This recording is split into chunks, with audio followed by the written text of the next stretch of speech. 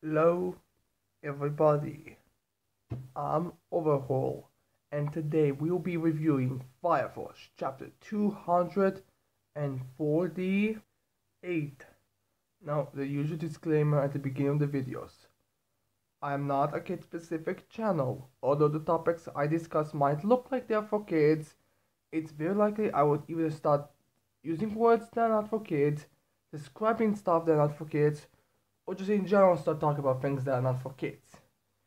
It's, so if you're a child, I would advise you not to watch this video.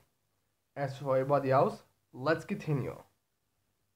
Now, this chapter was more or less what we were expecting if we're being honest to ourselves. I mean, Giovanni shows up that he wasn't fully defeated. Most people kinda expected it. And there was a certain time where the villains had the advantage. Honestly, the biggest surprise in this chapter was the fact that Fire Force wasn't really winning so much as the other series, where captors would literally encounter some of their biggest threats and with pretty not really high difficulty level managed to win. This was honestly the only real surprise. So, yeah, let's begin with the chapter. We begin the chapter with Giovanni laughing his ass off at the fact that he was called pathetic, and also makes a reference to the Volcan's workshop arc, where he said, "I knock it down, and the bridge until it's destroyed." So yeah. Also, this is not the only parallel to Volcan's workshop. In fact, this entire chapter should really just be called Volcan Workshop 2.0, if I'm being totally honest. You'll get during the review more.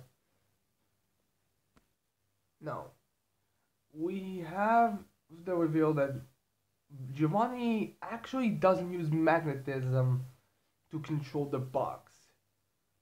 Since he just puts himself together and says, "You missed the mark on that, Vulcan." Which does now raise the question on what exactly does Giovanni use to put himself together?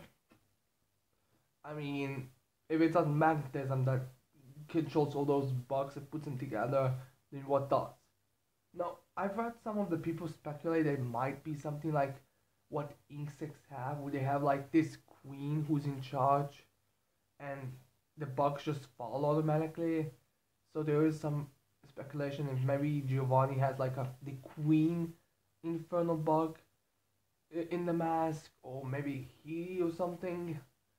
I'm not exactly sure. There might even be like some kind of different speculation. Maybe Giovanni just got transferred his brain into a bug, and then that bug controlled it, or something.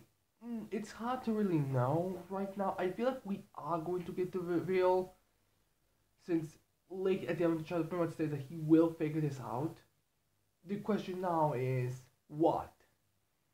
So, yeah. Giovanni basically now starts the Tide's Turn event, where he says how he'll give Volcan another point of suffering. And this one is you. Because I'm not sure when. Maybe it was the whole spreading out, but somehow Giovanni got you bitten by one of those infernal bugs, and you start to scream in pain, getting bug back like very badly. So yeah, and we are all basically but guessing that he's gonna be an Inferno.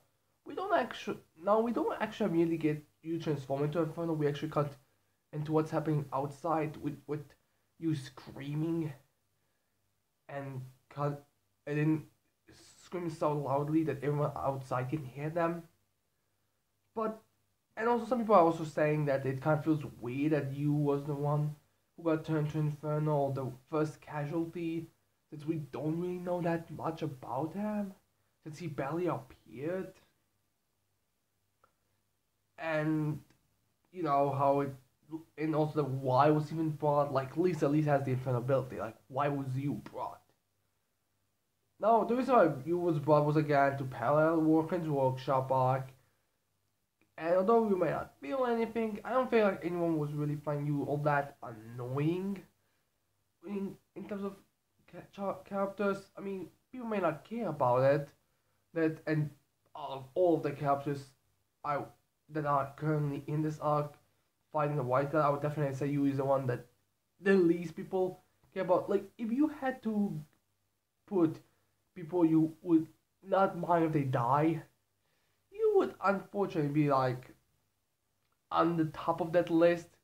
Maybe Tamaki haters would put Tamaki above him, but most people I feel like would probably put you at the top. So that's why. And I'm also guessing that maybe he'll be used to like cure the whole infernalization, if that's possible. So yeah, that's why you was put here. And to be fair, as for you usefulness, I think it was more about the back thing because it is kind of not really wise to have your main combatant being Lisa be the one carrying items. So yeah, I'm guessing that's the reason. Or maybe Lisa just didn't know how to ride a bike, so everyone was like, so you just came with them because, well, you only had to ride Lisa there. It would be kind of funny if that was like the only reason why. It would just, well, I guess you're here now. Now, the captors outside, Company 8 and Arrow, will hear this, and Obi is like, Hinoa, go inside, go help Volcan. Since, again, this whole fight between Giovanni and Volcan is unknown to the rest of the captors. No one has any clue what's going on. So, so Hinoa just says, Arrow, I'm trusting you to handle this since right now, say what you want, but right now, Arrow is the biggest destructive capability when it comes to characters. Like, as powerful as Maki and Tamaki are, their powers aren't as big as in destruction capability as Arrow. Like, that's simply the case. Like, the chapter when this fight began, we saw like Arrow just having like a rain of fire arrows. She can basically kill most people by shooting them in the chest. Like, say what you want about her, but captors were legitimately concerned, like Honro, about her killing Benimaru if she got the chance. If she got a chance, meaning Benimaru distracted something else wide open for her to hit. Like, people were concerned about that. So I'm guessing Arrow can pretty much kill most people. In fact, Sharon and Dragon are the only real exceptions. But that's really it. So yeah. Arrow Dragon's powerhouse clearly needs to be remain there while Kinoa goes inside. I am a bit curious why Obi didn't go. Since, it would probably be more beneficial, but I guess having more unpowered would probably not help very much. So yeah. Now when Hinoa is approaching, we have Shara blasting through around him and coming to the door and standing his ground to keep Hinoa from entering. Now a lot of people were making fun of Charon after Hinoa got a cheap shot at him. Calling him, oh, this is the guy who's supposed to be able to fight Benny Morrow, really? Which again, people are just putting him on the candidates. They could not get completely destroyed by Benny Morrow. That's it.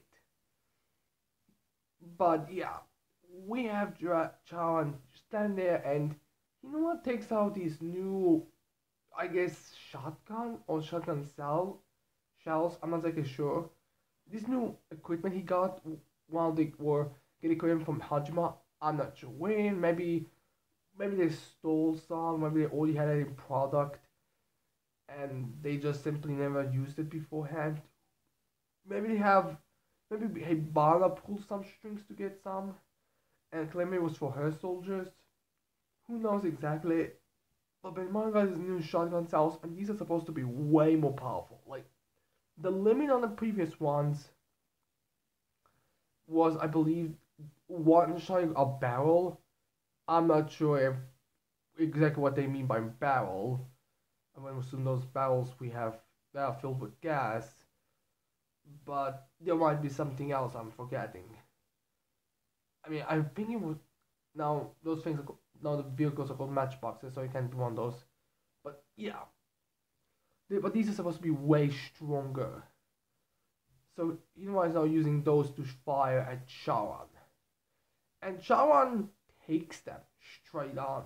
Like he just stands there, and is like, "You shall not pass," and he just let shoot at him. Like, and we get like these a couple very well drawn panels with Dragon and Charon, Lieutenant and Charon looking very serious as it just goes through. Like I think he even has to like replay shoots at Charon though he chinks and he has to reload them, and it's not really much. Honestly, I feel like this could have just been a page, but it's well made to say the least. So yeah, Charon is not going past by. I no, I might be misremembering this, but would arrows shot and Kinoa's ability make the bullets stronger even or faster or whatever? Because I'm pretty sure that in the Nanwell arc, the way Lieutenant defeated her was by using some kind of, I believe using some special bullet or something. No, not if it was just the shotgun to fire and then arrows ignite ability coming together and then just blasting through her, and I think it even like pushes her way back. Like so much they do. I believe it was even like a sonic boom or something because it moved Yona's head up, and I believe the smoke raised. Like there was a big boom afterwards. So if Arrow and Hinoa use their ignite abilities together, couldn't that theoretically at least push Sharon around? I mean, to a point that Sharon's still standing, but the door to the outside is ripped open, and he is like flung who knows how far. I feel like that could still be used later, as a way to at least do it, or maybe Obi will jump, and he will like use his sheer muscle power to like throw Sharon away. Since I feel like at this stage that Charlie is right now would definitely give Obi more easier time to handle him. And again, Charles more a physical brute, so it would make sense. So yeah. Now we finally get to see Ritsu again. I'm sure there's some Ritsu fans out there for her, but I haven't met any. And which is like, oh, haven't you figured out yet? It's not Yuka is keeping us out. It's us keeping you here. Paralleling how at the beginning Flare and Mirage was supposed to break into Volcan's workshop, but then at the end they were the ones keeping the 8 away. You get what? Yeah, you see, yeah. So right now, I'm not sure there's always a plan, or this was just something that was just like in case if something happens. But yeah, Giovanni going in and opening gate, activate the switch was always the plan, which makes this fight feel a little more important, a little longer wise. But that was pretty much the plan. So now we have Ritsu attacking with enormous numbers of zombies. Hino are focusing on moving Char so they'll be able to get past through there. And the Dragon and Alpha are fighting somewhere while Volcan and Lisa are fighting against Giovanni and I guess Infernal U. Well, like it's in the matchbox. We got an update where he is in right now. So yeah. Things are not looking all that good for the characters right now, but if the parallels to Volcan's workshop are continued, then I'm guessing that a couple of characters who should be showing up soon will show up soon, and they will help the 8th. Namely, the characters who help at Vulcan's workshop. Mm-hmm. Princess Ibana, Joker, where are you, Twat? So yeah. Now, one thing I also saw recently, a lot of people are like, or some people are like, okay, can you two guys sit down Ritsu first sooner because it's kind of her problem because right now you're just exhausting yourselves. To like, which makes sense. I think the reason why not that many people really consider it up until now really is the fact that Dragon and Chao are so much more of a threat.